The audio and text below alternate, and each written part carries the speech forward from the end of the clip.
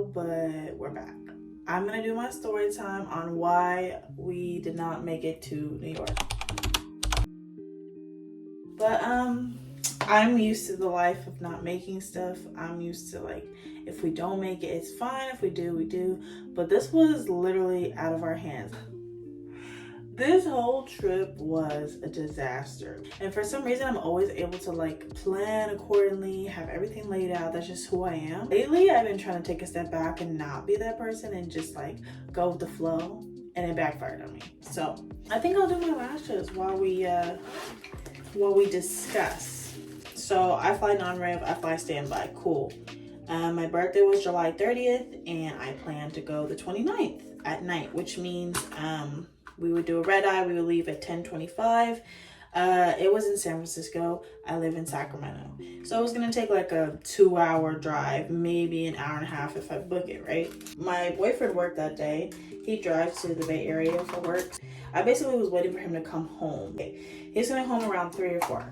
Normally 3. That's just how it is every day, right? I waited for him to come home at 3. He did not come. I was like, okay. 4. Didn't come. This man came home at 5:30, and his whole time working at a company he works at, he has never come home at 5:30. So that's red flag number 1. He came home at 5:30, and we were like pretty much packed all the way, but we still had some things to do. So we ended up leaving at 7 something, like 7:10. Now, if you do the math, that's not a lot of time to get to where we're going. And I didn't even realize that until we got in the car and I turned on the directions. So I tell you why I turned the directions on. I'm like, we're gonna get there at 9. Like, okay, that gives us an hour because the flight leaves at 10:25, which means you should probably be at your gate by 10 because they're gonna close 15 minutes beforehand. And that's how we do it at our station as well. We close 15 minutes beforehand. So I'm like, okay, we need to go. So I'm driving because, you know, he drove all day. Get in the car, we fucking book it. Let's put it in reverse theory because I actually had already planned. I had the hotel done. I had the parking reservation done because it was like $40 a day to park at SFO, San Francisco International Airport. $40 a day. It was $40 a day. So I was like, okay, I will book at a nearby hotel where you could book and park, right? And okay, we get there probably like literally at 9, like 9:01, 9:02. We get to the hotel. It's right next to the airport, and I basically scan my ticket, and I'm like, okay, I paid like $80 for this parking. So I scan my ticket, and I'm like, cool. Let's go find a park. We enter, which by the way, the scanner. Tell me why the scanner thing wasn't even working. I tried to scan my ticket like 8,000 times. It didn't work, and I finally was like about to give up, and it randomly worked, and I was like, you know what? I'm done with you. We get inside the parking, okay? We go around like 3 times, and tell me why we don't see any parks. Any. I literally had called beforehand, and they said that if I buy a ticket that they have to have a parking spot because they won't let you buy a ticket unless there's parking available, right? Simple. At this point, it's 9:15. So I start freaking out and I tell my boyfriend, I'm like, oh my God, we're gonna miss it for sure. He's like, okay, screw it. We're just gonna go to the actual parking lot. So we go to the actual parking lot, which by the way, was hourly because the directions, that's what they took us to. They didn't actually take us to the one we wanted. So we actually ended up driving to the hourly first. Then we drive to a long-term parking. Tell me why we get to the front of the line. It says full. So it's full. Our thought process was if we do not find a parking spot right now, we're not gonna make it at all. We go to the next long-term parking. No, it's closed. Literally, the next long-term parking is full and closed. So the guy lets us in and he makes us turn around and go back out. And he goes, oh, there's a long-term parking that just opened up. So I tell him, I say, where's the parking at? He's like, here's a map. And he kind of explains to me the directions. I'm like, okay. He's like, go left, then right. Then you're gonna take a slight left. Then you go right again. I'm like, oh God, all right, fine. Whatever, just give me the map. Let's go. And you know, you have to like press the button for a ticket to leave a parking lot. Tell me why we're trying to leave the parking lot. The gate like fails, like the gate is broken. So we're trying to leave the parking lot and the gate is broken. Like it won't go up. The screen is frozen. And I'm like, Bro, this is like the 8th thing that's happened that's gone wrong. So I'm looking at Ahmad and I'm like, we're not gonna make it, we're really not. And so it's like 9:35. So it's 9:35, the gate won't open. Now he tells me I have to reverse, go into another gate. So I reverse, go into another gate to my right. So I go there. Again, it doesn't work. So we're tripping. We're like, bro, come on. Like, why didn't you put me in the lane on the left that everyone's going through? So he had put me on the right, which no one was going through. So that one is broken for like 5 minutes and he finally gets it to work. So we skirt on out of there. We do the directions. Thankfully, it wasn't that hard to like figure out, right? So once we get in the parking lot, I'm like, we gotta book it because it's 9:37. Like, I don't know. Like the time is going by so fast. We sprinted to this bus. We get on the bus. The bus takes like 15 minutes to get to the damn terminal. And so by the time we get there, it's 9:45, 9:50. I don't even know. And this is, everyone's gonna be mad at me, but I do not have TSA pre-check. I know. And so I don't have TSA pre-check, and we walk up and the line is long. Of course it's long. It's SFO. Like, I don't know if anyone's watching from another state, but San Francisco International Airport is notorious for their lines. And so I'm just like, we're not gonna make it. We're in TSA. I'm looking at the TSA pre-check like, please, I wish I was over there. But you know, I've never had a problem with TSA. That's the thing. I've never been late to flights. I've never had a problem with TSA. Usually it's literally empty. So that's why I've never thought to buy it, because I've actually never had to wait in line. By the time we get to the front, it's like 9:55. It's not that bad. It is pretty bad when you're waiting in line. You're like, you know, you think it's been a long time. It's really been 5 minutes. So we get to the front of the line. And when I tell you, like, if you guys ever seen the memes where it's like the TSA is like screaming at you to take it off and, you know, move and like, you know, take your stuff out your pockets, it was not like this. This whole TSA was crickets. You couldn't even, no one was speaking. It was whispering. Like, when I spoke, I felt like I was yelling because of how quiet it was. And literally the TSA agents were like, just standing there, just like, take it out your bag. You got it? Cool. Your belt is on. Do you mind taking it off for me? Like, I get it, they're being nice, but in this circumstance, I'm like, what? Every other TSA is so aggressive. And this TSA was like, no, it's good. It's all good. So we're just like, we're not. This is crazy. So then by the time we make it through there, okay, here's where it gets funny. So Ahmad hands me my backpack. He has my phone. He picked my phone up for me, right? So he hands me my backpack and he's like, run to the gate, you know, just to, you know, I wanted to just see if we would make it. And like, I felt like I was on a show. I felt like I was on reality TV. Like, the way that I sprinted off was hilarious because I dipped out of there. I was like, I'm gone. And Ahmad stayed behind to grab the bags, which means he should have been like right behind me. It should have been no problem. He should have been right behind me. So I sprint 27 gates. Now, I don't know if you've ever been to an airport before, but 27 gates is like a mile. So I'm sprinting and everybody's staring at me weird because I'm like sprinting. I was that girl sprinting through the airport, which is never that serious because we were non-revving.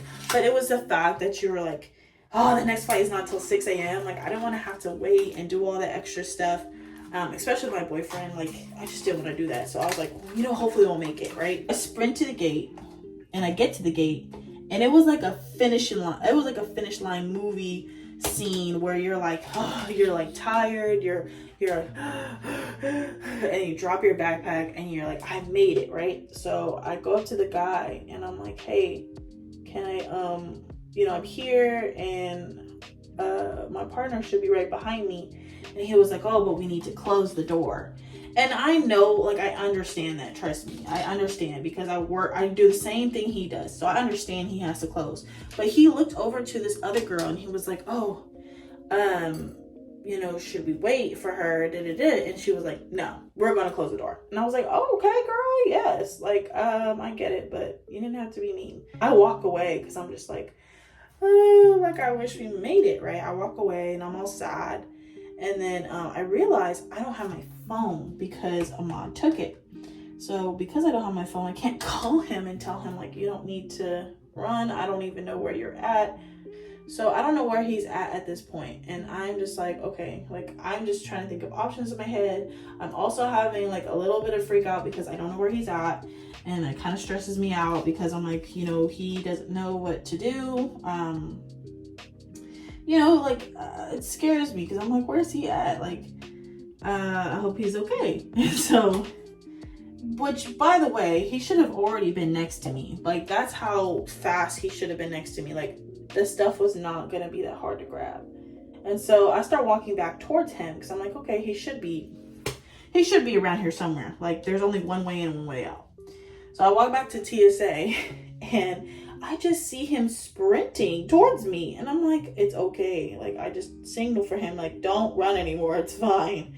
And so he walks up to me. He goes, you will not believe what happened. And so his version of the story is, while I sprinted away, he actually, his bag got stopped, which means at TSA, sometimes your bag will get stopped. It will get pulled aside and they have to look through it because you might have brought something that you weren't supposed to bring. So tell me why they reverse the conveyor belt. His is about to come off, right? They reversed the conveyor belt because it got broken. It got stuck and it got broken. So it went backwards instead of forwards. So it went back into the machine. And then when it went back forward, like 2 minutes later, it got pulled to the side. And so the TSA agent was like, okay, I gotta go through your bag. And he's like, okay, fine, go through my bag. Which I know there's nothing in there because I know that I didn't pack anything that can't go through TSA. So the guy pulls the bag out and he doesn't even look inside. He goes, oh, it's fine, never mind. So he gives Ahmad his bag and then Ahmad starts running. And then somebody next to him, like I guess this couple had said, you dropped your wallet at TSA. They're looking for you. Now, come on. Like, if that's not enough signs to tell you, like, we shouldn't be going somewhere, then, you know what I'm saying? Like, so he walks back to TSA and he tells them, okay, I'm here for my wallet. They give him his wallet. Then he starts running towards me. And that's where we meet up again, right?